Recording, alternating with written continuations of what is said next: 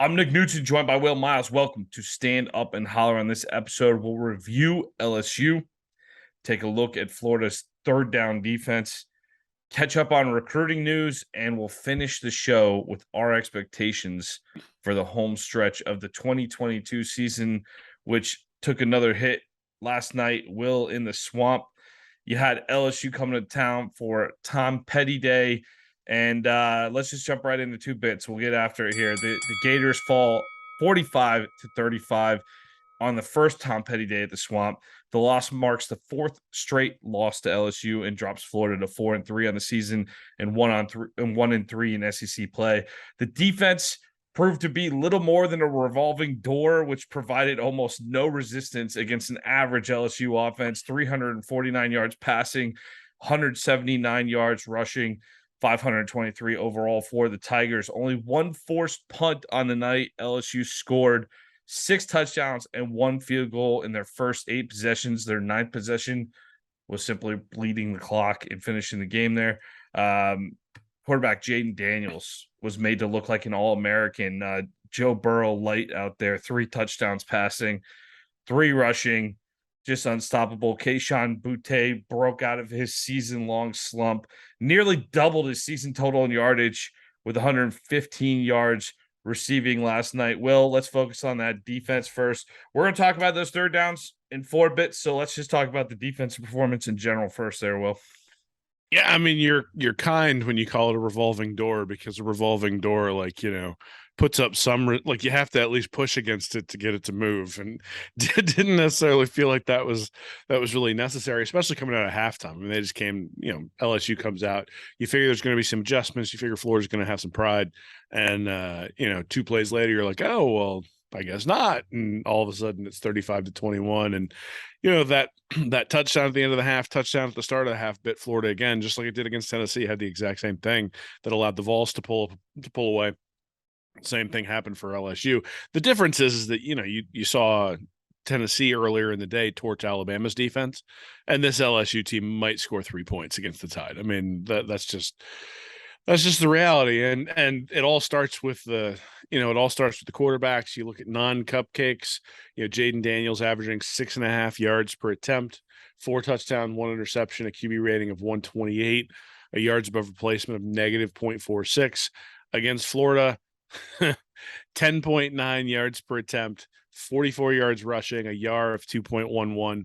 And QB rating, I'm almost going to assume it's up around 200. But, look, Daniels was really good, but Florida allowed him to be really good, didn't really put up much resistance. And, look, if you'd have told me before the game that Florida was going to average 6.7 yards per attempt overall on offense, that Anthony Richardson wasn't going to turn the ball over, that Richardson would have an 80-yard run for a touchdown, I would have told you Florida wins this thing like 45-6 or something. I would have been like, look, we needed good Anthony Richardson to show up and assumed that was going to be enough. And the Gators assumed that too, and it just wasn't. And so, look, Anthony Richardson played really well in this game. It just didn't matter. He couldn't keep up with LSU. And this is now the 2nd straight year where Richardson's gone out, played really, really well against LSU, and just the defense has not been able to stop the Tigers. And so, gave up 49 to LSU last year, gave up 45 to LSU this year. And it's interesting, this wasn't one of those games where, usually you give up 45 points. It's like 1 or 2 of the touchdowns is like, hey, there's a turnover, gives them a short field, there's a punt return, something like that. No, in this one, LSU even dropped a punt or muffed the punt, gave it back to Florida, still scored 45 points. Every drive was legitimate, over 70 yards. And so, yeah, it was just a rough outing for the Florida defense. Yeah, let's dive into the offensive side of the ball here. You mentioned it, solid performance. Offensively, you have to look at a 35-point performance and say the offense did its job. 210 yards rushing, 185 through the air, 21 points in the first quarter and a half there. So it wasn't quite their first 3 possessions because they did have that muff punt, but they turned that muff punt into another touchdown to go up 21-14. That should really be enough to lead this team to victory. Richardson connected with Shorter on a 51-yard bomb on the first drive and exploded for that 81-yard touchdown run you talked about to open the fourth quarter. Montrell Johnson, nice touchdown run from 39 yards out. ETN contributed on special teams like that change back there. We saw Lingard a little bit. Did not see Wright in the running back rotation yesterday. biggest criticism you might be able to levy on this offense is that they were too conservative before the half after setting up with a 1st and 10 from the UF 47 with a minute 30 remaining in the half. But it's rarely going to be a winning formula when you ask one side of the ball to play at near perfection, Will. So, yeah, you could poke holes in some things the offense did, but the offense did show up and do their job last night. Yeah, I mean, just like this offense is imperfect, and I to expect them to be perfect, I think is a fool's errand. Like, they're not going to be perfect all the time, and I think that's, you saw the hit or miss with this offense a little bit. They had 5 explosive plays over 50 or over 20 yards, 2 of them over 50, 1 for 39. So 220 of their 395 yards come on those 5 plays, which means they only average 3.2 yards per play on the other 54. And so a lot of highs, but then a lot of lows in terms of the overall play. There weren't a lot of 12-yard runs, put it that way. It was either, hey, we're breaking a 39-yard run for a touchdown with Montreal Johnson, or we're getting like a yard or 2. If you look at the other side, LSU had 6 explosive plays. So an offense that had not been explosive at all season long, out explosive Florida, has 6 explosive plays. And other than that, they averaged 4.9 yards per play outside of the explosives. And that, to me, is the difference. Florida always sort of felt like they had to convert a 3rd and 7 to make the drive go. And certainly we'll talk about it. And LSU converted their share of 3rd downs as well. But Florida went 7 of 12 on 3rd down. But then they went 0 of 3 on 4th down, and those 4th down misses were necessitated by having to keep up. And you're just not going to be able to you're not going to convert those downs at a high percentage when you're only averaging 3 yards of play outside of those explosive plays. And so the explosive plays kept them in it. Those are a big part of what Florida's offense does. That's a big part of what Anthony Richardson does. I think, obviously, as the season wears on, we want to see this offense become a little bit more consistent on those plays where they're not getting explosives. And then if they can do that, the offense as a whole is going to feel more comprehensive and feel like it's flowing more fluidly. But, like 6.7 yards per play, it's above the season average. It's, again, commensurate with a top 20 offense in college football.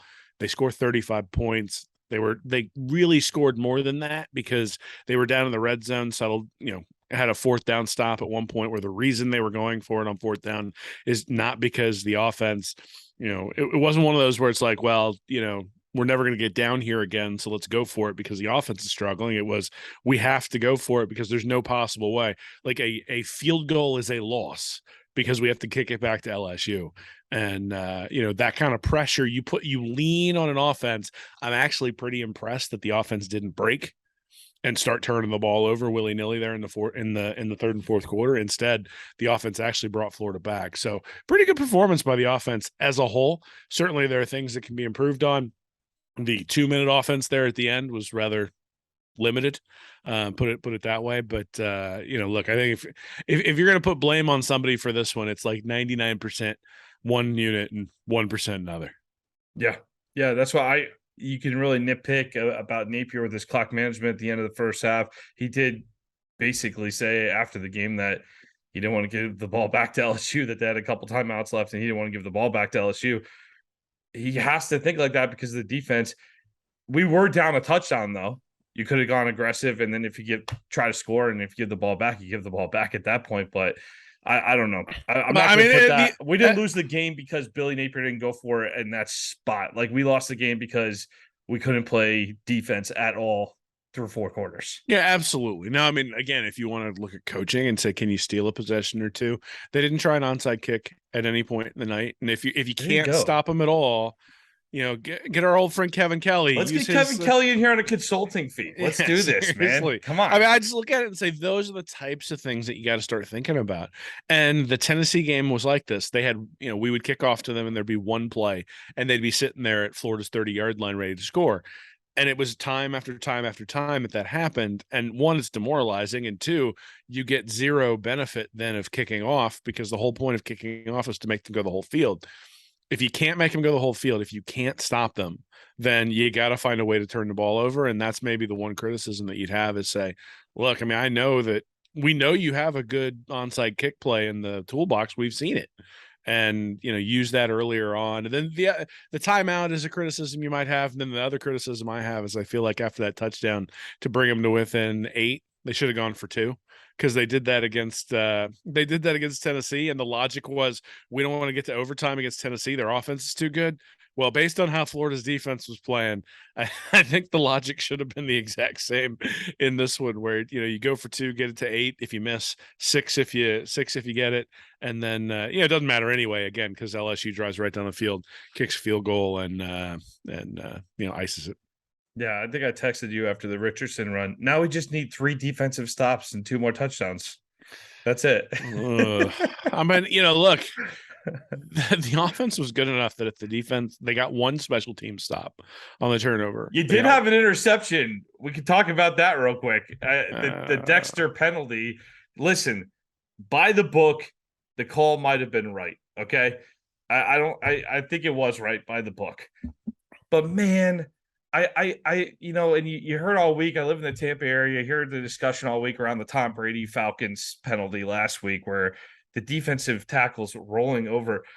I think there's just not a lot of realism with how you adjust, especially these big guys are supposed to adjust their bodies while they're going 100 miles an hour in the middle of the action. So I don't know. Dexter, yeah, did he come up high? He happens to be a pretty big guy. So it's probably he's up high. He falls down right on him. The body weight goes on him. All right. So maybe by the textbook definition is right, but do we need to revisit some of these rules, Will? Because that's a pretty critical call right there that definitely changes the game. I mean, it's a critical call. It absolutely changes the game. It's the right call. I mean, this isn't one like the Brady call was ridiculous because 1, Brady didn't throw the ball. So the guy still got the ball when he throws him down. And 2, he threw him down. He didn't come down on top of him. This has been a roughing the passer penalty for a decade. That if you come in and you put your weight on somebody as you come and drive in, that they're going to call it. And, look, I don't it's not 1980s football. I get that. But we're not in the 1980s anymore. And you hit the guy. And you even if you just hit him and then start letting go with your hands, I think that they probably let it go. But when he basically wrapped him up and then drove him down helmet first into the ground, they're going to call that. And the other thing is that sometimes, there are times where a receiver's going to get out there and you're going to get a pass interference, and the pass interference, you're like, oh God, it was a bad throw. And the receiver stops and the defender maybe brushed into him and that sort of stuff. And you go, that's just bad luck, but that kind of happens. Now it's a first down because of that pass interference. Got to go get another stop. If you're so dependent on one play to get a stop and you can't get another one, you don't deserve to win the game. I mean, and that's the reality is that, Florida forced them to punt once. And I use forced in quotes because Butte got hit right in the numbers on a little, I don't even want to call it a slant. It was basically like a little hitch where Florida was blitzing the slot corner and bad throw. LSU identified it. I mean, it was there for the taking and LSU screwed it up. So, hey, the one punt we got was on something where they handed us something. The one interception we would have gotten, we happened to hand it back to them a little bit. That did not put LSU in field goal range. Florida still had an opportunity to get the stop. Didn't do it. And, I get it. It was more frustrating because the announcers didn't say anything about a flag for 10 minutes while Florida was celebrating and running all over the place. And then it was like, oh, wait, there's a flag on the field. And I'm like, had it the band's playing the fight song and the Gators going nuts. And then all of a sudden they come back and you see the flag. Other than that, it's a legitimate call. And if LSU had done that to Anthony Richardson, I would have been fully on board with, that's roughing the pass. You got to call it. And I just want to be consistent. And I think in this case, we give the refs a lot of crap for not being consistent, for making bad calls, all sorts of stuff. And I don't think this was a bad call. In fact, I thought the refs were pretty good all night. So, look, sometimes you got to win a one-on-one battle. Sometimes you have to overcome a situation that's difficult, right? Just like the pass interference where you're put in a weird situation or a bad situation because a ball's underthrown or something like that. And sometimes you're unlucky. That'll happen. Dexter, I don't think this was malicious. I think Dexter meant to do it. But by the letter of the law, it's absolutely a penalty. And you know what? You get up, it's first down, and go do it again. But that's the part I'm questioning. I'm not saying the call was incorrect. I'm saying, is the letter of the law, which is well intended. I understand we're trying to improve safety and the quarterback's a vulnerable vulnerable position. But is it a little too? Have we gone a little too far in that direction of two? Like, what are we?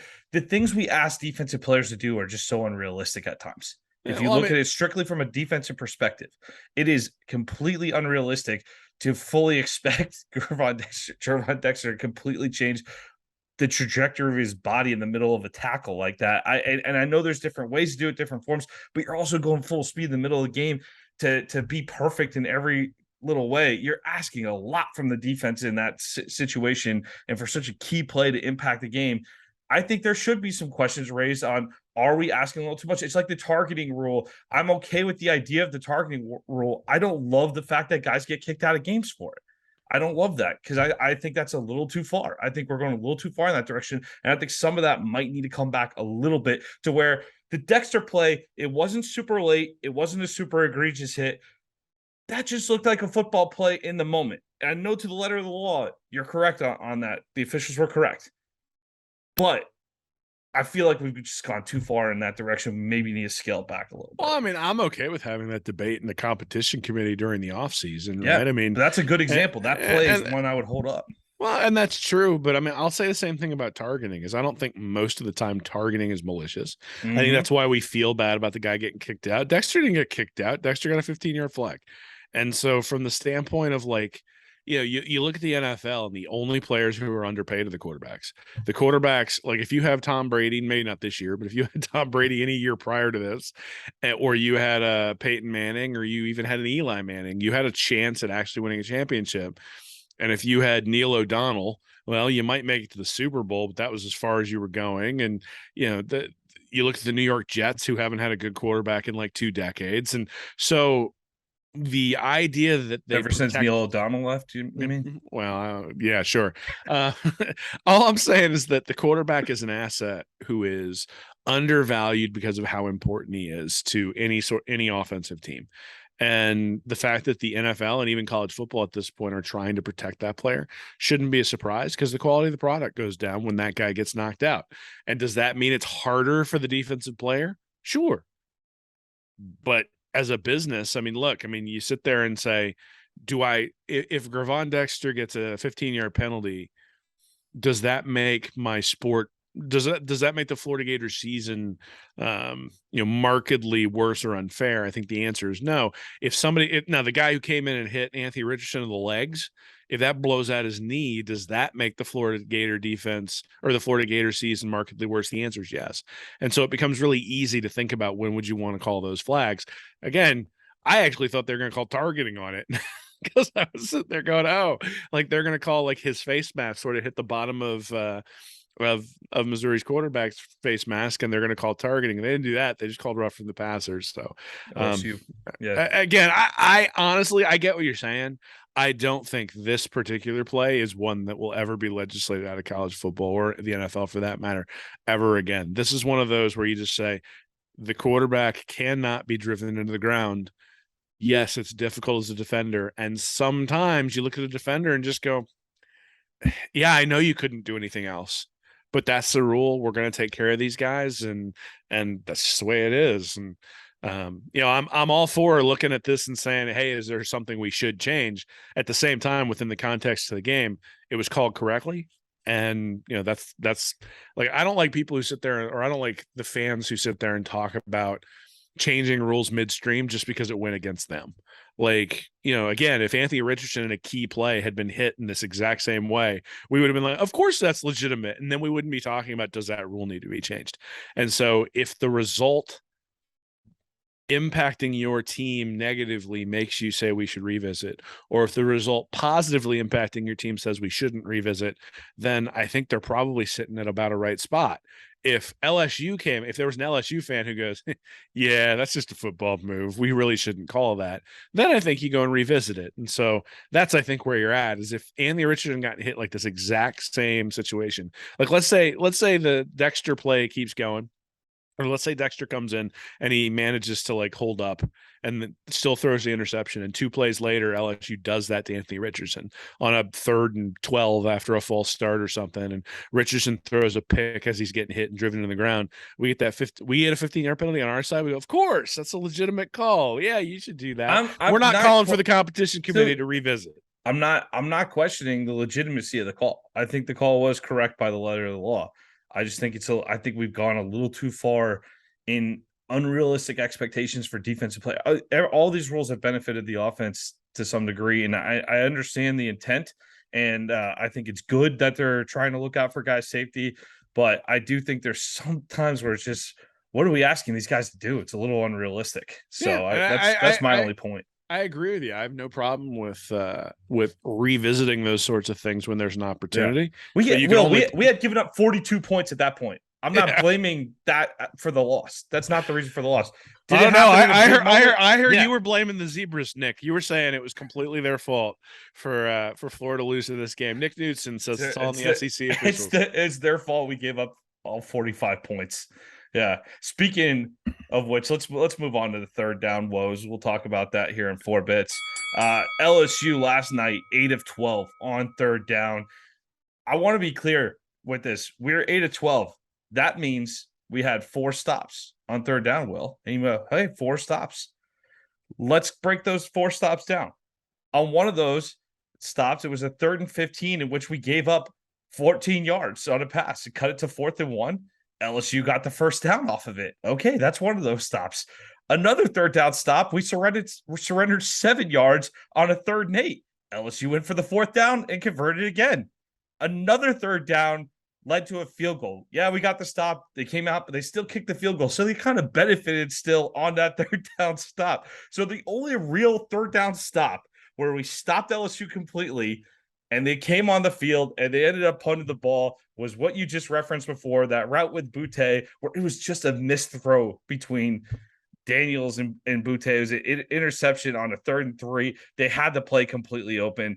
That was the only quote-unquote 3rd down stop all night. Now, anyone who hasn't checked out Will's post-game analysis for LSU, I highly recommend going there because Will took the time and he broke down each and every 3rd down conversion, all 8 of LSU's 3rd down conversions on the night. Will, what did you find from this game?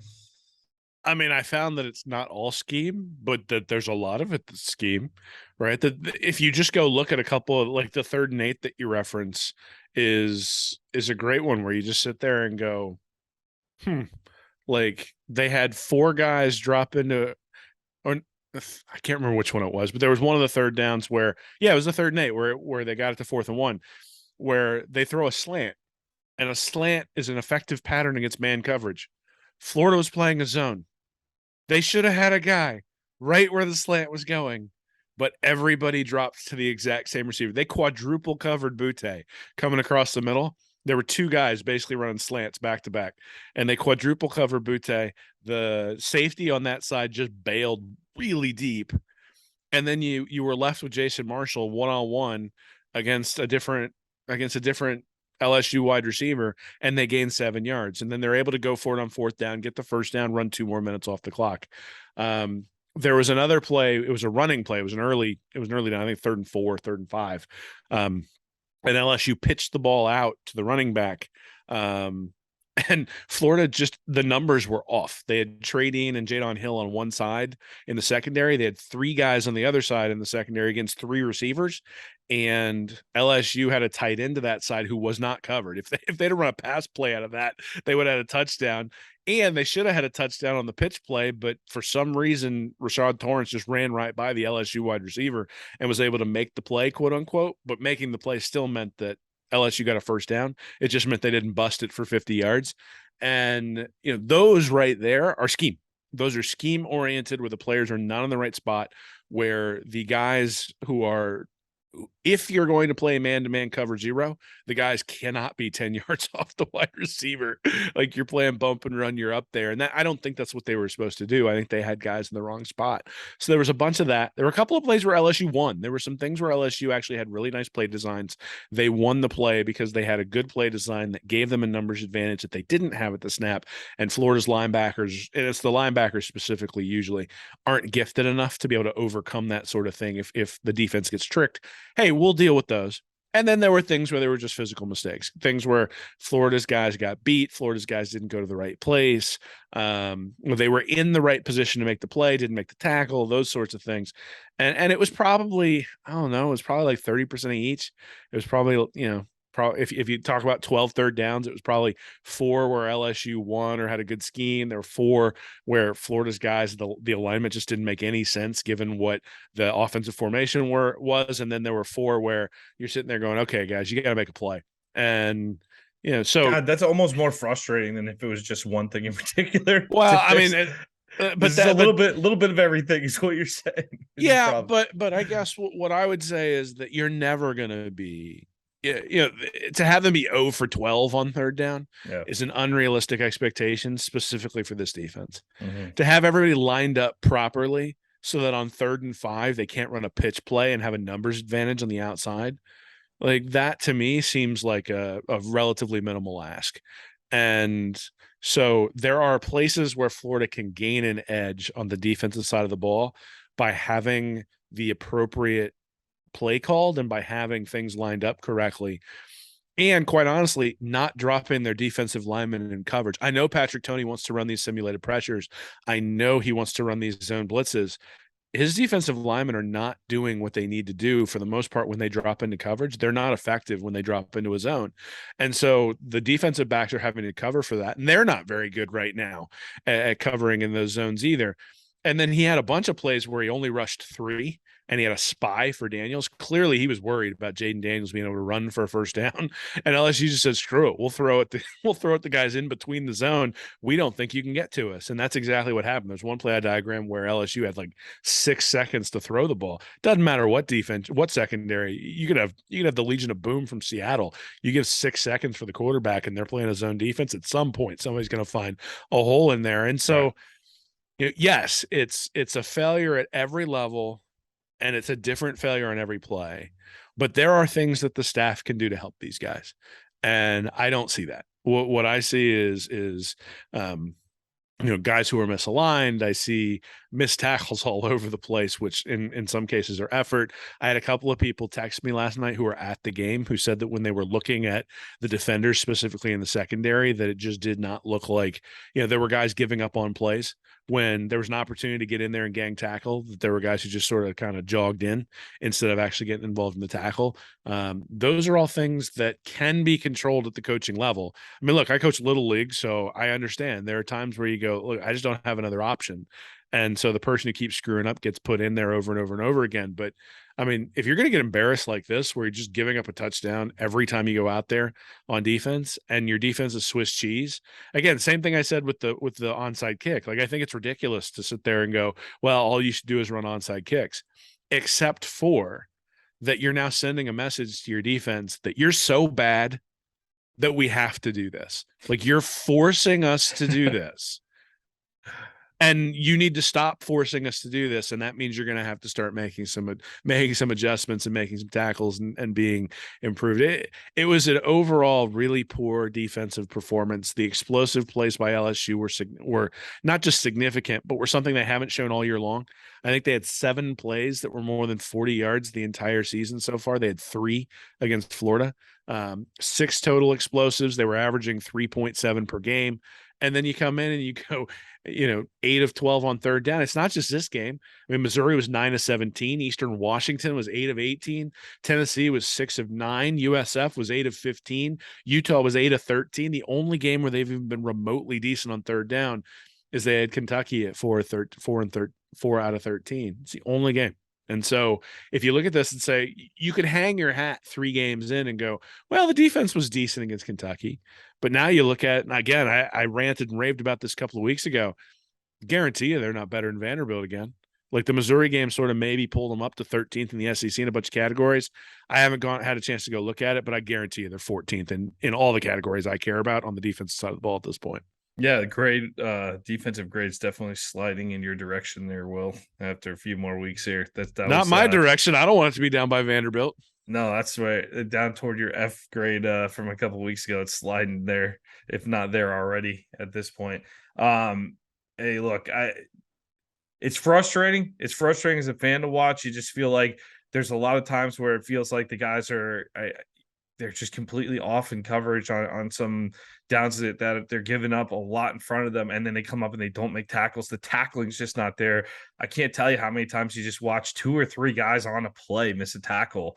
It happens far too much with this defense. It's not like when we went up to Knoxville. When we went up to Knoxville a few weeks ago, you saw I watch that Tennessee, watch a lot of college football on the weekends. Tennessee is the second best offense I've seen in the country outside of Columbus, Ohio. Maybe arguably the first. Ohio State and Tennessee, though, definitely 1-2 punch there. That was a legit offense this defense faced when they went and struggled up in Tennessee. But they stayed in, they fought, they forced a couple fumbles there at a couple different points. They had Tennessee on the ropes on that third down with Cox coming up the middle before the half. And then you saw what Tennessee did to that Alabama defense, which has a lot more respect than the Florida defense at the moment. So that was a powerhouse offense. You're making a LSU offense, which last week, Will, you described as being not too far removed from what we saw with Missouri, which statistically profiled is accurate. They looked like an elite offense. They looked absolutely elite. And this LSU program has been struggling just as bad as Florida the last few years. They've been struggling just as bad, if not worse, through some stretches as Florida. But for whatever reason, the Florida Gators are the LSU Tigers get-right game right now. And that's got to be something that we address going into the next season here, because I'll tell you what, man, this is a rivalry. At least you want to serve at home.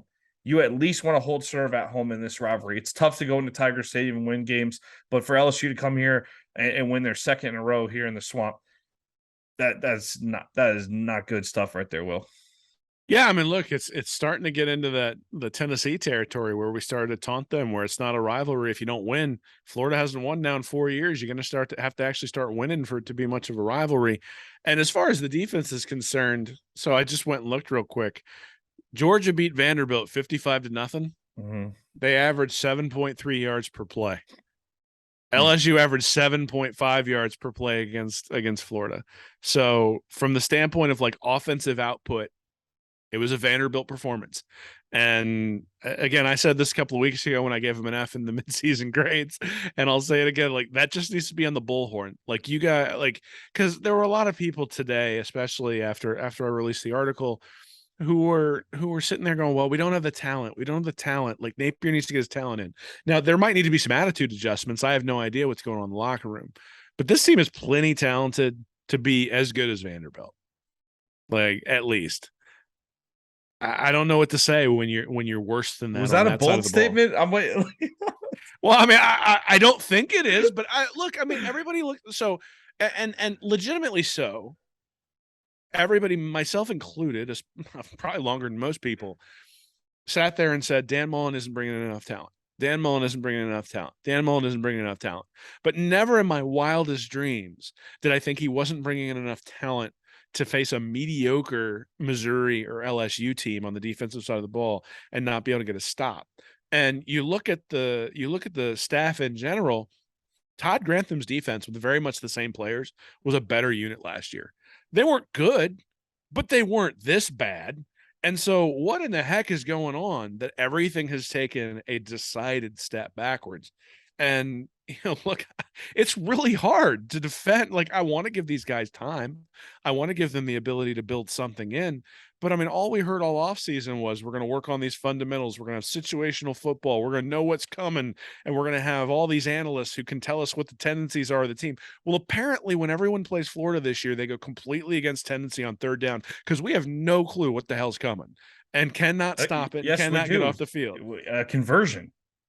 Well, that is true. I said Dave today, Gator Dave posted someone retweeted a meme of somebody who said, if you want to scare a Florida fan, just hold the little third down placard for Halloween as you walk around.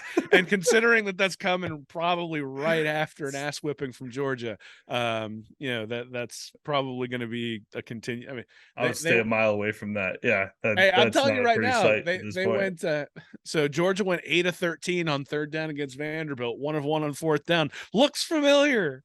Like, I'm sorry, dude. Yeah. Like I think Billy Napier. I like Billy Napier. I like what he's doing in terms of building the program. I think in terms of the way he's projected what he wants to do in his process, that makes way more sense to me than Dan Mullen's ever did. Dan Mullen lost me really early on. In fact, if you go read my stuff very early on for Mullen, you can actually see those undertones where I'm sitting there going, I'm really worried about this, but I guess we're gonna have to let it play out.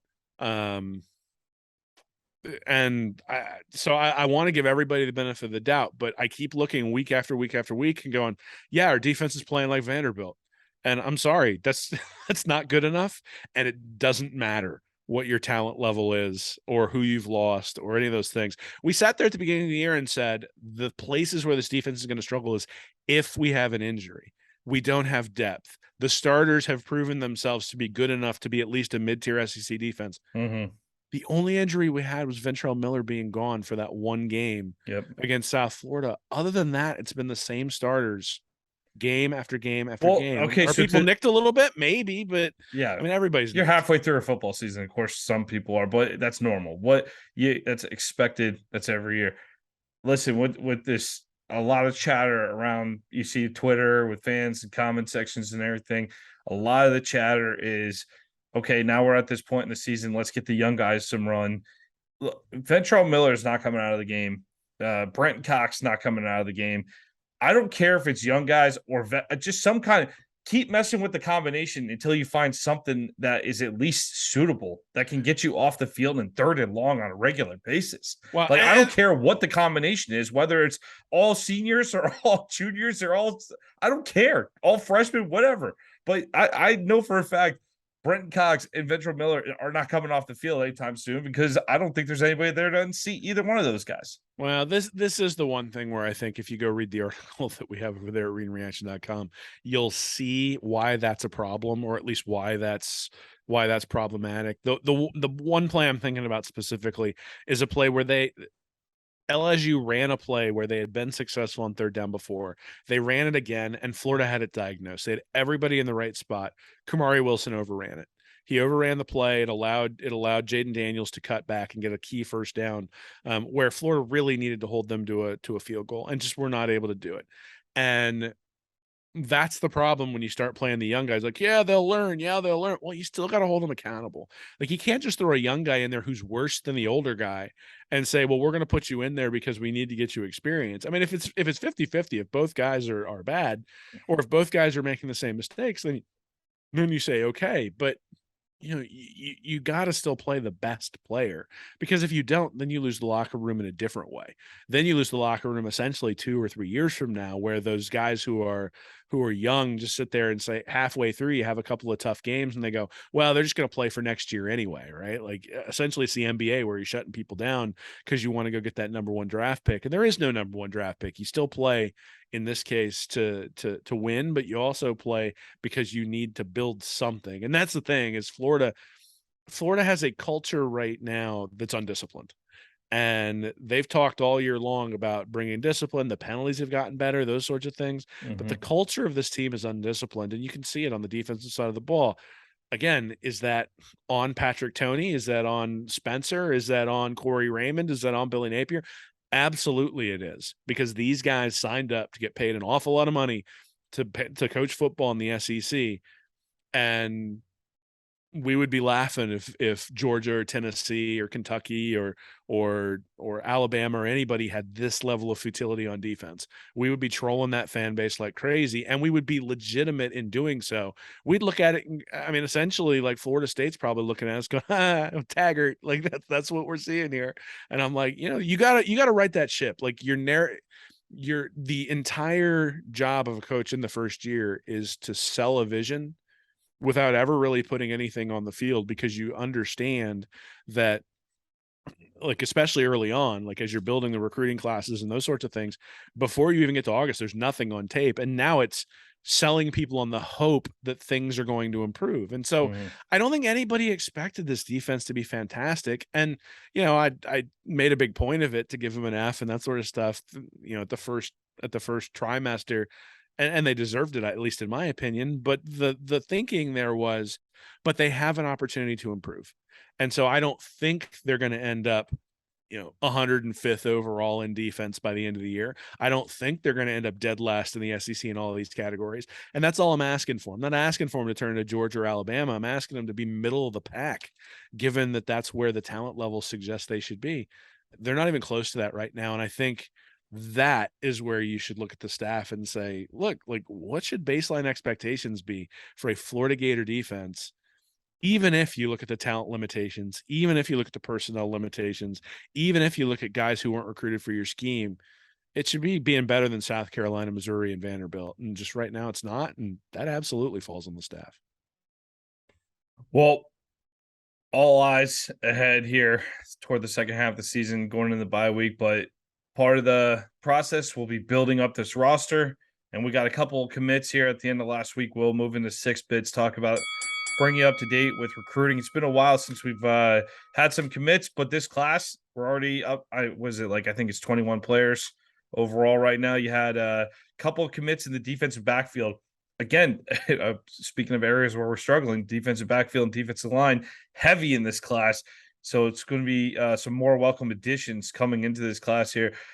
Let's start out of Tampa, Florida, Wharton High School, 4-star defensive back Desean Johnson, a one-time commitment to Ohio State, officially committed to the Gators on Friday, 6'1", 190 from 24/7 Sports. He said this is the reason why he ended up committing to Florida. They play multiple cornerbacks on the field. I got a great chance to come in there and compete and get playing time early. I just like what Coach Napier's doing and his staff. I like that the staff is genuine people. Coach Napier is real genuine, and Coach Raymond keeps it real. That's why I chose Florida. And this is a big time commit for Florida, not only because he was committed elsewhere, decides to decommit, and then it was Ohio State, right? Is where he was originally committed. Mm-hmm. So decommits from the Buckeyes, decides to stay home. He's from Tampa, Top 100, top 100 player, and top 10 at his position, which is the other metric that I think we don't talk about very often, but is very, very important in terms of bringing in those guys repeatedly who are top 10 at their position. You know, so that you can have a bunch of top 10 guys at offensive tackle, top 10 guys at cornerback, top 10 guys at safety. And so that's where he is. He's the 7th ranked safety for the 24/7 rankings overall for the composite. His offer list is Ohio State, Alabama, Auburn are the teams that are sitting there looking at him. He's, you know, 24/7 has him as a 4th to 7th round projection, but still a guy who's going to be a mid-round NFL draft pick selection is somebody who's going to contribute pretty significantly to your defensive backfield. You combine that with guys like Jason Marshall. You combine that with hopefully a guy like Cormani McLean, who we all hope is going to be coming pretty soon. And all of a sudden, this defensive backfield looks really, really good. And you mentioned defense being a area of emphasis. And certainly, if you look at this recruiting class, there's a lot of defensive guys, a lot of defensive backs, but a lot of defensive linemen as well. And so when we're looking at where the deficiencies lie on the defense, clearly Billy Napier, when he started putting this class together with his staff, we can criticize what might be going on from a scheme perspective, but they clearly looked at it and said, we got to get some players in here. And Desean Johnson's a big part of that. Yeah, great commitment, Tampa kid. You don't let that guy get out of state. Solid pickup for the Gators. Very excited to see him in orange and blue. Another commitment on Friday, Alpharetta, Georgia, Milton High School, 3-star safety Bryce Thornton ends up picking the Gators over the Crimson Tide. He's 5'10", 185, but he is a super athletic player. Had a blast watching his highlight tape. Be sure to check that out. I just pulled it up on YouTube.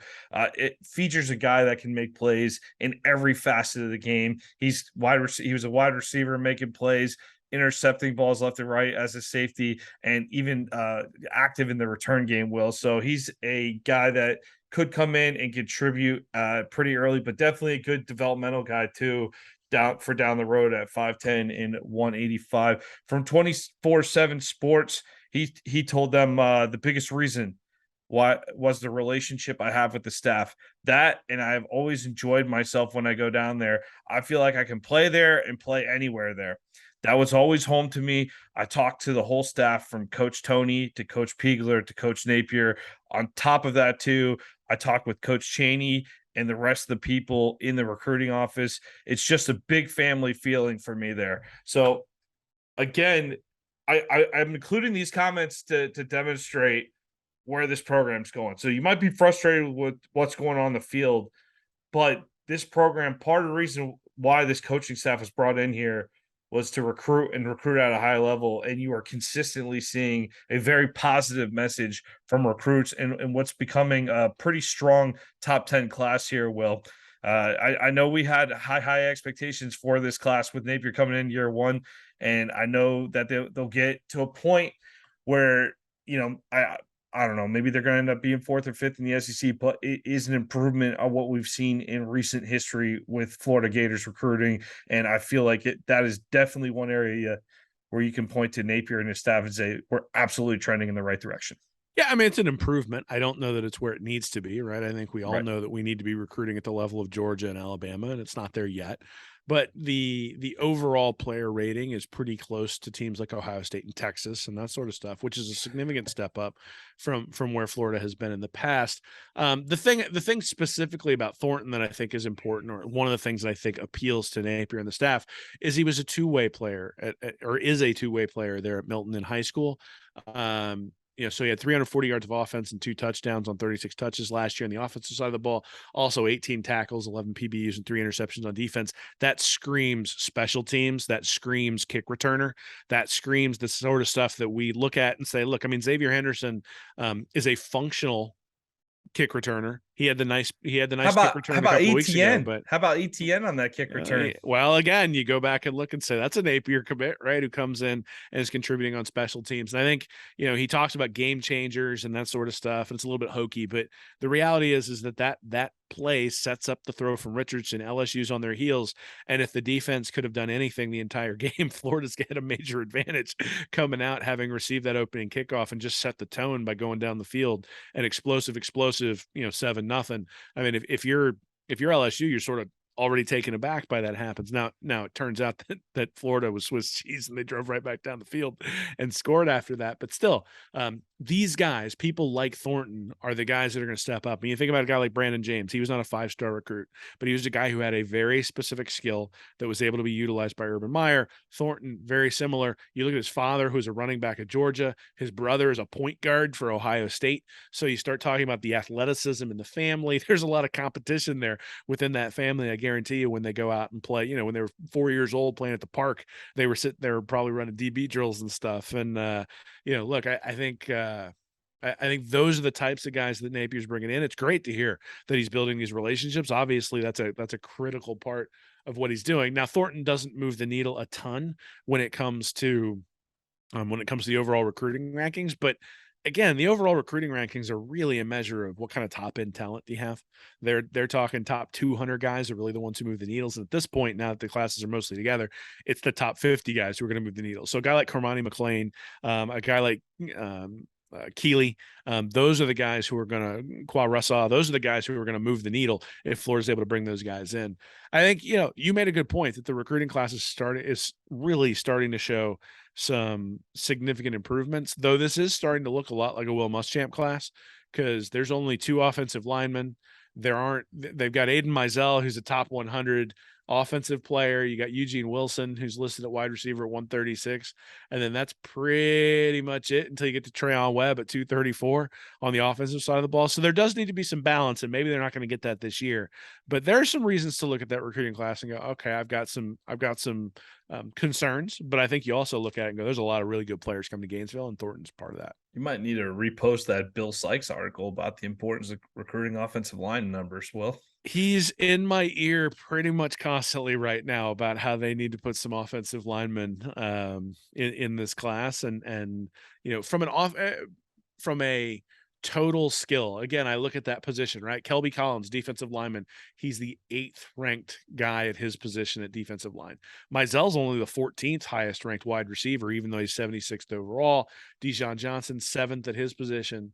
So Florida's got two guys who are top 10 at their position. Other than that, that's all I got. So from a top tier talent perspective, right now this class is lacking. And we'll see who they bring in. But compared to, and lacking is a relative word, right? Compared to Northwestern, compared to Michigan State, compared to even Michigan, this class is really, really, really good. Compared to Alabama and Georgia, there are still some holes in it. And Napier knows that. He's not stupid. He understands what's going on. So we'll see how he closes. And again, the good part is I don't think that the on-field results matter very much when it comes to closing in the recruiting class. These are relationships that he built up in January and February and March earlier this year. The guys who are coming are probably coming anyway. And quite honestly, if you're a defensive player, you look at this and go, I think I'm going to play next year. Yeah, listen to what they're saying. They're saying, I think I got a chance to compete. So yeah, well, some of that actually works out in recruiting. Well, and they're showing it too. So if you think about a guy like Thornton, he saw Miguel Mitchell playing at safety last night. And Miguel Mitchell is a guy who came in behind guys like Kamari Wilson, behind guys like Devin Moore, behind all those guys, and earned playing time. And regardless of his recruiting ranking, and again, not a bad player. I mean, he's in the 400s somewhere, but he's playing as a true freshman on this defense and getting significant minutes. Now, is that a good thing or a bad thing for the defense? I don't know, but he's getting real minutes. And so Thornton, I think, looks at that. And, if he's smart, he looks at that and says, yeah, I'm going to get a fair shake to get in there. They're not just going to sit there and say, well, Kamari Wilson is the highest ranked guy, I have to play that guy. They're going to say, no, if Miguel Mitchell earns minutes, he's going to get minutes. And so, I think that goes a long way towards convincing these guys. But if you're thinking about a win or a loss or something like that, convincing recruits, I think that's less likely than it is.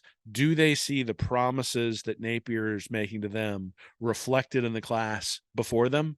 And I think a guy like Mitchell being on the field, a guy like Kamari Wilson being on the field, a guy like Devin Moore being on the field is reflective of, hey, we're going to play the young guys if there's an opportunity and if you win the role. THRID Whittemore on Saturday or Sunday here decommits from Florida, according to 24/7 Sports. He announced it on his Twitter feed and ends up same day committing to Mississippi State. I believe he just took a visit up there, so he'll have plenty of opportunities to catch some footballs in Mike Leach's offense up there in Starkville. Hey, look, he's probably looking around this receiver class too coming in next year. I know you said now a ton of highly the top 10 ranked guys are lacking maybe, but there's some pretty good receiver prospects coming in next year. And, I don't know how much of it has to do. We haven't seen much of Trent Whittemore this year. I'm sure that he made his decision independently, but I wonder how much of that weighed in on his decision. Yeah, well, this is, again, the place where I sit there and say, do you look at what's being told to you and does that reflect what's on the field? And, last year with Dan Mullen, there were like 8 to 9 receivers who got regular playing time. And there would be times where he'd put a brand new 4 guys out there and we'd be like, why is he bringing those guys in? Like 2 years ago, especially when he had Pitts and Tony, you'd be like, why is anybody other than those guys out on the field? And Mullen did a really nice job of bringing in guys who and giving them playing time. Now, there were other things where Mullen was obviously deficient, but there I think he was really good at making sure that he built up that position. We have not seen that this year with Florida's offense. It has basically been Justin Shorter, Xavier Henderson, and Ricky Pearsall all year long. And anytime there's a key moment, anytime there's any sort of drive going on, like I can't remember a drive where I was like, oh, we've got wide receivers out there other than those 3 in a key position. And that's Napier's decision. That's his desire, how he wants to run things. That's fine. But what it does mean is that if you're a wide receiver commit looking at that, you go, okay, well, I'm not going to be part of that next wave of receivers who comes in. I'm gonna have to break the top 3 in order to get in. And then sometimes the top 2, right? If they go 12 personnel and you only got 2 wide receivers out there, then you're going to have to be in that top 2 to get out on the field. It's not going to be 4 wide, 5 wide like it was under Dan Mullen. And look, THRID Whittemore built those relationships with Dan Mullen because Trent was on the team. And that doesn't mean, I think a lot of people are saying the writing's on the wall here with Trent Whittemore, and maybe that's true. I have no idea. I have no inside information.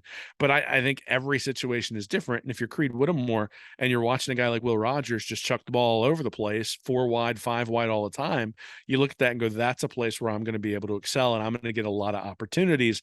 And I'm looking over here at this Napier offense wondering, am I going to get all that many opportunities? Is that a criticism of Napier in some ways? Maybe a little bit. but I also think it's an opportunity, right? It's maybe you can replace the spot that Whittemore gives up by having a tight end who fits your offense in a better way. I mean, look, if they got a guy, if they bring in somebody like Bowers, like Georgia has, or somebody like Washington, like Georgia has, instead of Whittemore, I think that's a win for Florida and probably a win for Whittemore too, going to Mississippi State. So look, I wish him well. I look forward to a bunch of 6-yard catches that he makes when Will Rogers in his 17th year of eligibility. He must not follow Will Miles. Well, I mean, look, I think the wide receivers at Mississippi State do a pretty decent job. Yeah. I think the offense limits, and I think sometimes the quarterback play specifically limits what they can do there. But Leach is established. Leach has a culture there. The culture is the ball's going to get spread around, and if you're a guy who looks at that and says, "I want to bet on my ability," you're going to be able to showcase it there, and that's okay. Like I look at it and I go, "It's okay." To sit there as Billy Napier again, when it comes to relationships, like all I want, like my wife and I are going to have disagreements. I just want her to tell me the truth, right? I don't want it sugarcoated. I don't want to find out that she told me one thing and later on it was actually something different. And I think when it comes to recruiting, hopefully you want that to be the same thing where, look, Napier is saying by what he's doing out on the field that this is what the offense is going to look like. And if you committed or got interested in Florida because you were looking at the Dan Mullen offense, there's very different offenses. And so I don't think it's a bad thing to say, hey, look, I gave it a try. I sort of looked at it. I thought that the Napier offense is going to work. As I've looked at it more and more and more, I've decided I have better options over here for what I need to do, and I'm going to move over there. And the same way for Florida. I mean, these decisions are not made in a vacuum, and so they knew this was coming probably 2, 3, 4 weeks ago, I would guess, and that's because they also sort of, as a recruiter, you've got a wandering eye and you're sitting there going, who can we add who's maybe going to do more for us than this particular guy? And, so hopefully that's the case, right? Hopefully there's some top 100 tight end who's going to commit and you're going to say, that's the guy who's replacing Creed Whittemore's spot on the team. And that's good for Florida, but also good for Whittemore because Whittemore is going to have an opportunity to excel there at Mississippi State. All right, that's the latest on recruiting news with the Florida Gators. Let's move on to a dollar here, and I don't know if I want to call this section adjusting our expectations down the stretch, but we'll go game by game, give our thoughts and predictions on what's going to happen here down the stretch. Well, we obviously have the Georgia Bulldogs in a couple weeks. I personally am someone I love being able to try to at least attempt to sell myself on an upset. I don't have that in me here the day after LSU, watching that defensive performance. Well, I don't have it in me. If we do it, great, but it will not be something I saw coming. Yeah, I mean, I think it's gonna be it'll be a massive upset. I haven't looked at the line yet. I'm guessing it's at least 14. Gotta It's think it's double digits. it's probably Easy, what the yeah. line is. It might be 21, given how Florida's defense played and given the perception of Georgia. Now, I mean, if you asked at this point if Florida was playing Tennessee, I'd be more pessimistic than them playing Georgia, just because you look at Tennessee and go, they're going to go up and down the field. There's no possible way Florida can stop them. I look at Stetson Bennett and I go, okay, like Florida might be able to stop them, maybe every once in a while. And then, there is the Anthony Richardson hope, but we had that same hope last year, and then that turned into a debacle at some point along the way. And so yes, I mean, I think there is reason to, like, we will watch because there is an opportunity for Florida to pull a massive upset. And if you told me at the beginning of the year that Florida was going to show improvement in all units and make it to a bowl game and upset Georgia, I'd go, that's a successful season for Billy Napier. So they still haven't. So, big picture, we're down right now. That was an awful performance against LSU. We're looking at it going, geez, like middle of the year, this is really bad. All of that is true. All of that is legitimate. But the goals that would have made this a successful season are still sitting right out in front of them. And you have a bye week to figure out some of the things that have been ailing you on that side of the ball. Maybe that's replacing guys. Maybe that's simplifying the scheme. Maybe it's just saying you guys are going to have to learn this and take your lumps, and you're going to go get embarrassed by Georgia because we're going to show you that you need to start buying into what we're doing. I don't know what that looks like, but I don't have a lot of confidence that Florida's going to be able to go out and do this, but I know Florida's got a quarterback who gives them a shot to be able to put up points. And, that's it. I mean, I look at it and I go out and play with some pride, go out and make some tackles, make it close, and make Georgia sweat a little bit. And Stetson Bennett is a good quarterback. I don't think he's a great quarterback. I think when you squeeze him, you can make him look average. I think we saw that against Missouri a couple of weeks ago where they squeezed him pretty hard, and he came through in the end. And same thing against Alabama last year in the championship game. There were some times there where you looked at it and went, all right, Bennett's gonna give this one to the Tide, and didn't do it in the second game, even though he did in the first. So, what are you able to do? Are you able to make him uncomfortable? Are you able to that Gervon Dexter shot up the middle? I'm actually okay with him landing on him and getting a penalty in the game against Georgia, because that sort of sends a message and makes somebody go, okay, I don't know. I don't know that I want that to happen again, but that pressure up the middle is going to be key. They're going to have to get a couple of turnovers. Anthony Richardson can turn the ball over. Do I think it's going to happen? No, I don't. But again, if I go back to, and this is something I think is important, is if you go back to that 2018 team with Dan Mullen, after that Missouri game, I think they were 6-3. We all would have been like, oh my goodness. And actually, they must have been they were 6-3 because they finished that year 10-3. So that Missouri game, they lose. Felipe Franks looks just awful. They had sort of the 13-6 win over Mississippi State that was pretty close, and the ball that just bounced off the Mississippi State receiver's helmet, like that should have been a touchdown to win that game for them. They had the pick six against Burrow that could have gone the other way if LSU had been able to drive down the field, and if Burrow hadn't quite honestly been bad in that game. And then you go out and you put up a complete goose egg against Missouri and just look terrible. The week after, looking awful against Georgia as well. And Florida's 6-3 under Dan Mullen, but you're sitting there going, God, like nothing's getting better. The offense has been terrible under Muschamp and then McElwain, and now you've got Mullen in here who's an offensive guru, but the offense hasn't looked good with Felipe Franks. And then something clicked. And all of a sudden something clicked. Things started to turn around. And we looked up at the end of the year and said, they're 10-3. Look, they improved. And, is that going to happen here? I have no idea. Is that going to happen in time to be able to win the game against Georgia? I highly, highly doubt it. But all those goals are in front of you. And so, look, I'm not, just like the other day, I watched that game until the absolute end, because even though I was disgusted, that's what you do when you're a Florida fan. You watch the game until the very end. And so, look, there's a puncher's chance when you get Anthony Richardson. An injury happens to Stetson Bennett, a couple of turnovers give Florida an easy 14. The defense all of a sudden is able to lock down against the run or make Georgia do something. You get a couple of special teams plays that tilts the field. There's an opportunity to lean on them a little bit.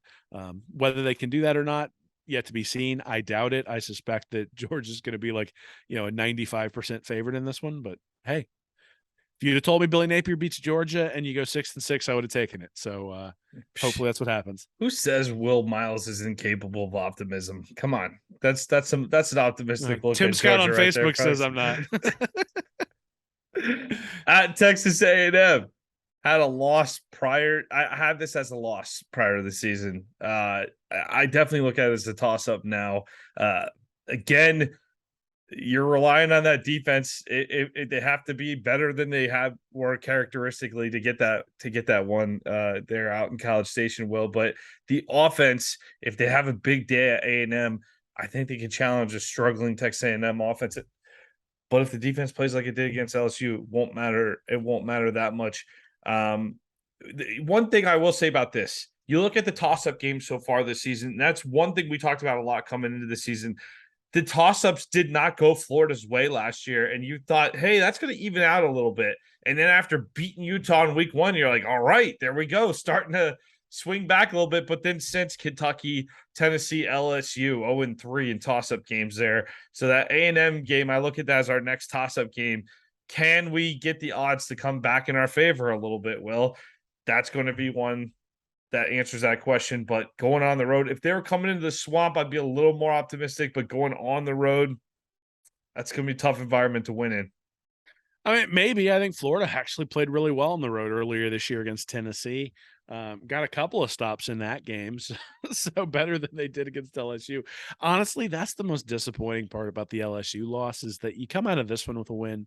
You're 5-2. Everybody's optimistic heading into the bye week. Yeah, maybe you get crushed by Georgia and you're 5-3. But look, none of these teams after Georgia are what we thought they'd be. I think I looked at it and I thought Texas A&M was going to be a buzzsaw, and this was going to be a really difficult stretch for Florida. That LSU was going to be a challenge because they're always a challenge, but I thought Florida would probably come out on top. Thought Florida would lose by 3 touchdowns to Georgia, and then you got Texas A&M where I'm sitting there going, this has the possibility to be a 3-touchdown loss as well. I don't think that happens. I think Florida is absolutely competitive. I mean, look, A&M is 96th overall in offense, and so worse than LSU, worse than Missouri right now in terms of yards per play. Now, does that mean Florida? Does that mean anything after the LSU game? I don't necessarily know. But I look at that team and I look at Jimbo Fisher and I go, they got a lot of the same issues that Florida does, except that Jimbo's been there for like 6 years now and hasn't really been able to turn that thing around. Again, you sort of go with even the games coming after that. South Carolina is not exactly what I expected. So, while discouraged at the LSU loss, one of the reasons I'm discouraged is obviously the lack of improvement on the defensive side of the ball. The other reason I'm discouraged is if you come into the game against Georgia at 5-2, that really sets you up to do 8-4, 9-3, and sort of springboard everything, where just the attitude around the program is completely different. Obviously after this one, the attitude's down, but we've sort of seen this with the Anthony Richardson experience, is he's been a sine wave, up an awful lot, down an awful lot, up an awful lot, down an awful lot. And I think in some ways that's kind of how we are with the program this year. And one of the expectations maybe we should have had coming in is that there was going to be a lot of inconsistency. We saw really, really bad inconsistency on the defensive side of the ball. I don't think it's as bad as that, but it's pretty close, and that's one of the things is that they've been pretty consistently bad at this point all year long. We'll see if they can right the ship. But I think A&M, let's be honest. I mean, Haynes King, I'm not scared of him. Max Johnson, I think, is still going to be out. I think he's out for the year. So, are we worried about Connor Wegman? Like, is that going to be his first start? That's maybe the monkey wrench in all this stuff. Is you bring in a 5-star quarterback if it's his first or second game. Florida isn't getting a pass rush, so the guy should be relatively comfortable if he's back there. But A&M doesn't have anybody that they can pull out of the closet either, who's going to absolutely just light people up. Absent, the Florida defense just sort of falling apart. And again, I think that's one of the benefits to having this first year coach. He's not going anywhere. Like Billy Nate, like last year, you could sort of fold, and I think Mullen folded in some ways. But then, as the defensive or offensive side of the ball, you could fold too, because if you did, you were going to get a change. You're not going to get a change this year after 1 year with Napier or Patrick Toney. So it's time to either force your way through it, or open up your eyes to the transfer portal. But either way, the defense is going to have to buy in, because Florida's not making a change at those key leadership positions. Great. That's a good point there, Will, because if you look at that Georgia game, the Georgia game is going to be what it's going to be, but great opportunity here with A&M, Carolina, Vandy, and FSU down the stretch. That's a winnable stretch. If you go down that stretch and you're 3-1 or 4-0 going into bowl season, that would be a hell of a way to build some momentum going into the offseason. But that's sort of the problem, right? Is that each of those games is winnable, and each of those games I can actually see a path to a loss, right? And I would have told you there's no way that I see a path to a loss against Vanderbilt. And I still think that Florida will be favored by a ton, and I think it's going to be a massive, massive problem if Florida ends up losing that game. But I can't tell you with definitive confidence that Florida's not going to get into a shootout with Vandy. And that therein lies the problem, is the variance of this team is so high right now. And, Billy Napier in some ways needs to find a way to reduce the amplitude of that sine wave. Just the highs don't need to be so high right now, but the lows need to stop being so low. We had a low on offense with Anthony Richardson against Kentucky. We just now had a low with the defense against LSU. Let's even those things out. If you can even it out against these teams like A&M, South Carolina, Vanderbilt, and Florida State, you should be able to come out with like a 3-1 run in that stretch, which again, even if you lose to Georgia and lose convincingly to Georgia, gets you to 7-5, which at the beginning of the year, would we have accepted 7-5 as a successful season? I think a lot of, and again, it comes back to your like, I look at it and go, God, it could have been so much more than that with the Utah win early on in the year, but 7-5 with an answer at quarterback, whether the answer is yes at Anthony Richardson or no, we have to find somebody else. An answer at quarterback. I think those are two things that you say that is a successful first season to figure out where you stand. So they still have an opportunity to do that. Carolina at Vandy at FSU down the stretch. I definitely think you should take care of Carolina at home. You should take care of Vandy on the road. at FSU is now looking like a toss-up. Florida State, they played okay for a stretch there against Clemson on Saturday night, but reverted back to who they've been the last couple of years, and they got smoked in the middle of that game there. But I think that's going to be a tough trip. Florida State, I think it might be one of the more entertaining games between these two schools in the last several years. Maybe that's a 45-42 type shootout. Well, I think that's going to be a shootout in Tallahassee. I mean, it's going to be at noon. We know that. It's Friday night. No, it's Friday night. So we'll get to watch the shootout on some leftover turkey. Well, look, so first off, I want to visit South Carolina. Spencer Rattler has been terrible this year. His QB rating in 2020 was 172. Last year it was 155, cost him the job at Oklahoma. This year it's 130. He's consistently regressed, and I think, again, Florida's had a way of making these guys who are bad against everybody else look good over the last 3 years, right? So this isn't a Patrick Toney thing. This is a Florida Gator thing over the last few years. At the same time, like, Rattler has not been a very good player. Florida should be able to take advantage. Vanderbilt, same thing. They're still searching for an identity on offense. I think you and I both like what they're doing with that program, considering that it is Vanderbilt, but they got a long rebuild at this point. They're 0-3 in the conference already. The expectation is Florida should be able to take care of business. And then Florida State, I think, get excited because they take on LSU and are able to win that game, though it was almost given away there at the end. Obviously, the missed extra point helps in that one. And the Noles lose to NC State, even though NC State has a walk-on at quarterback in after the injury to Leary, and really non-competitive with Clemson. And Clemson's an okay team. I know they're ranked in the top 10. I don't think Clemson I don't think Clemson's going to be able to stand up with the Ohio States of the world and might the sneak into the playoff. Maybe so, but I think they're going to be exposed when they do. And very much the same way that they were a very good team with Kelly Bryant at quarterback, who got absolutely smoked in the playoff. I think you're going to see the same thing with Uiagalelei, is that he's a good player, not a transcendent player. At Clemson, you need that kind of transcendent player at quarterback to compete with Georgia and Alabama and Tennessee at this point. So, yeah, I mean, look, Florida State's going to be entertaining, that's for sure. And I think this is one of those things where, as a Florida fan, it's time to enjoy the ride and not stress out about every single data point that we get. Certainly you look at it, you're critical, and you look at it and say, all right, where do we need to improve and all that sort of stuff. We're going to keep doing that. But I don't think we sit there and go, oh, the season's a failure because they lost to Georgia. No, big picture. What do we need to accomplish? Oh, the season's a failure because we lost to Florida State, if that ends up happening. No. Was there improvement? Did we answer core questions? The big thing to me, if you asked me, what do we have to have? You have to have 6 wins because you need the bowl practice. Right. So you have to get to 6 wins in order to call it successful. And then I think you have to start seeing improvement in all of these units. And I think you have to have an answer at the quarterback position. And it can't be, well, we think Anthony Richardson's going to be able to take a leap next year, and so that's going to position us. It's like, no, we need to know by the end of the year, can this guy start executing the simple plays because he's got the explosive ones down pat? Or is it going to be, where we're holding our breath, wondering if there's going to be a turnover every time there's any sort of pass rush?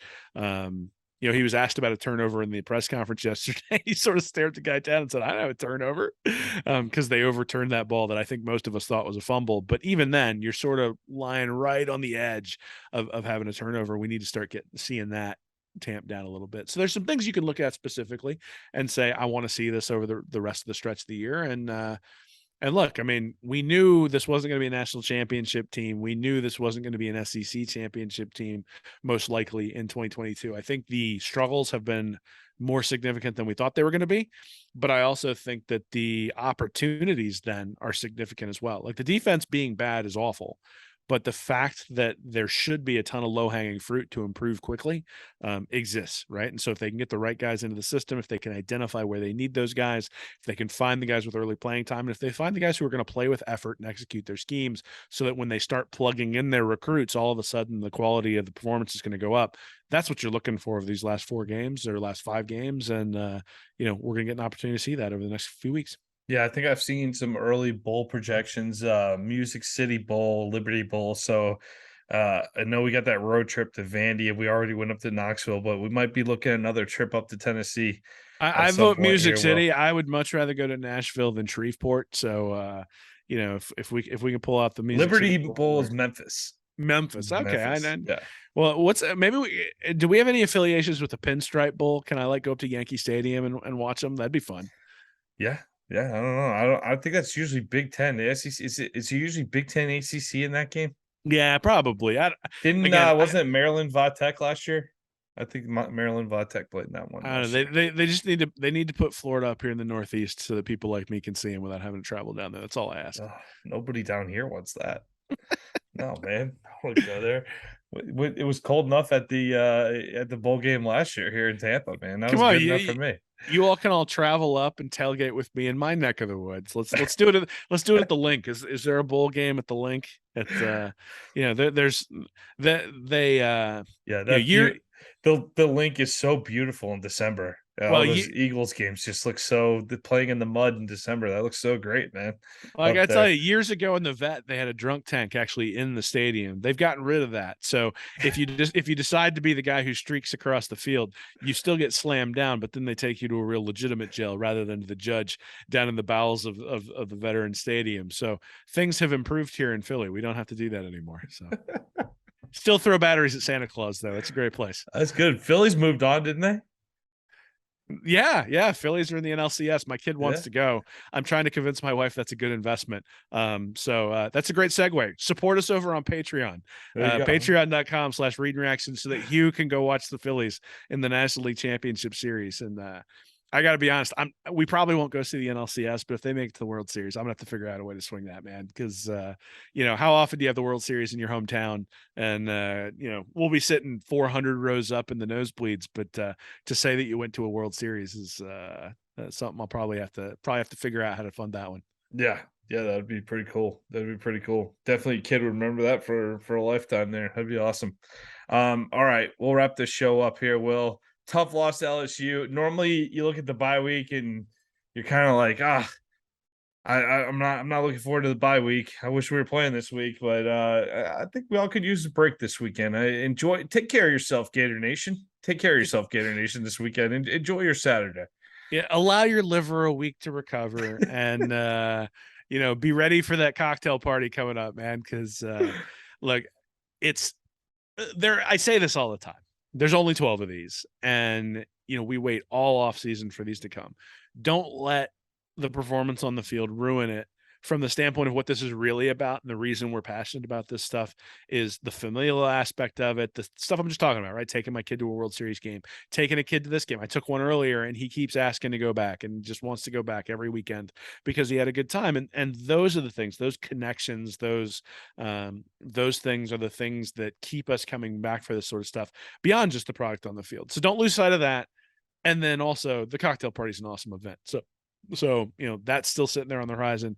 Go have a good time. Stop by the Harmonic Woods tailgate. I'm sure they'll be having a good time at that tailgate there in Jacksonville. And look, there's still 5 of these left. Let's enjoy every single one of them. Yes, we'll be critical. Yes, we'll look at it with a critical eye and talk about how things can be better. But again, I go back to win or loss shouldn't impact the fact that you've decided to be a fan of an awesome place with awesome people, and combine that with good football hopefully on the horizon, and it's a really, really cool place to be. But it's the university and the connections that you have that make this special, not necessarily whether you're going for a national championship every year. As much as we don't like Tennessee, and as much as I don't want to point to Tennessee and say, look what they have, that's nice. That scene at Neyland Stadium, that's been about, 15 to 20 years in the making with that win over Alabama. That should show any program in America that's had a legacy that it's not that far. It could be just around the corner. Stick with it. It could be around the corner, but certainly a lot of things have spun their way. I'm not sure this is a sustainable product. I'm not sure they're going to beat Alabama for another 5 to 10 years, but what a scene up in Knoxville on Saturday. What a game. Well, they went 7-6 last year too, right? I mean, so you start thinking about a team that looked at it and said, God, we're just not reaching our potential.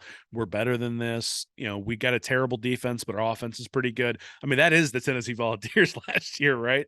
And Hooker wasn't throwing a bunch of interceptions, but the offense just wasn't good enough to overcome a defense that was bad. and their defense this year is significantly improved. It's not great. They got 49 points to Alabama at the same time, and however many points they gave up to Florida. But at the same time, they've made improvements, they've made strides, and they've got that guy at quarterback who can pull the trigger, who's a difference maker for them. And as my uncle Jeff has his regret at Virginia Tech letting go of Hendon Hooker, look, that's Tennessee's gain. Now, again, like you said, is Heupel going to be able to keep that and sustain that? I think that's a huge question, I think particularly when you look at their recruiting rankings. But flags fly forever, man. Yeah, like season of destiny, all in on 2022 for Tennessee. Well, they got to be all in on this one. Well, look, you're seeing it in the NFL right now with the Rams. Rams win the Right. Super Bowl last year and now have like zero talent because they had some injuries and they mortgaged the future. And I got Matt Stafford on my fantasy team, and I just want to throw my phone every weekend because I got him a year late for fantasy because he's throwing for like 190 yards and 3 picks. It feels like every week. And it's like, just stop throwing the ball to Cooper Kupp 17 times a game, please. But that's all he's got left, right? And so Los Angeles made a decision they were going to go after it. They got everything to sort of align right at the right time. And Tennessee's sort of in that place. Yep. They still got to take on the Bulldogs too. And no one's making it to the playoffs, I don't think, if they don't make it to their conference championship game and their name is in Alabama. So scenario I heard this week, the first domino fell. Tennessee beats Alabama. Georgia beats Tennessee to win the East. Alabama beats Georgia in Atlanta. That would be an unbelievable scenario where you might, and Georgia and Tennessee also win out, and Alabama wins out in that scenario, minus the losses they have against each other. 3 one-loss SEC teams for the playoff discussion would be remarkable television, just watching the country melt down over that. Although it would suck for us watching Tennessee and Georgia, 2 out of 3 be included, that we can't stand. Can't really stand Alabama either. So really 3 out of 3 for a lot of us there. That I thought was the most fun scenario I could think of down the stretch here. But it just hit me because I keep seeing Lane Kiffin troll about Tennessee on Twitter. You have Lane Kiffin lurking with undefeated Ole Miss right now that could potentially beat Alabama. What if you had a Lane Kiffin versus Tennessee SEC title game? How crazy would Atlanta be for that one? Oh man, well, we're getting off the rails here in terms of possibilities that we're talking, especially considering that Ole Miss had a little bit of trouble putting Auburn away this past weekend. And Vanderbilt 2 weeks ago. But yeah, Lane Kiffin versus Tennessee in that building would be something else. That would be a hot ticket for sure. Yeah, man, absolutely. So it'll be fun. I'm up for anything at this point. Let's blow this thing up. Let's make it crazy.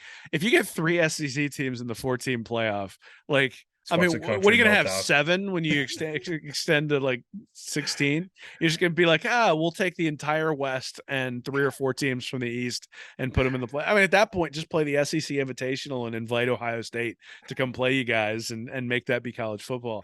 I mean, look, I actually don't want that scenario to happen. Like, I usually kind of root for the SEC to do well in those. It's weird to root for the conference while not really rooting for Alabama when they're facing like Ohio State. But I don't like Ohio State or Clemson either, so it's not that hard to root against those teams.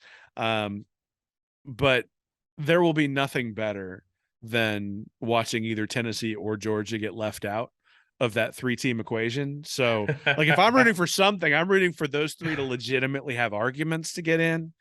And then it'd be like the Texas and Oklahoma State and Baylor or something. That's not right. But there were Oklahoma, Texas, and I think Texas Oklahoma Tech. State.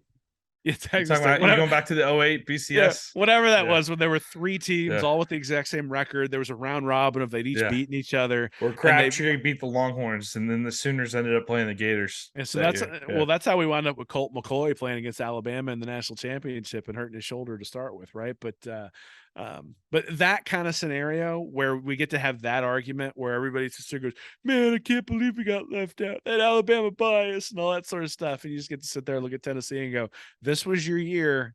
You didn't get there. Oh, that's a shame. Like, those are the types of things that I'm hoping for now. At this point, it's just schadenfreude for the SEC rivals. And I definitely have a pecking order in terms of who I root for. And I gotta be honest, I wasn't rooting for the Vols this weekend.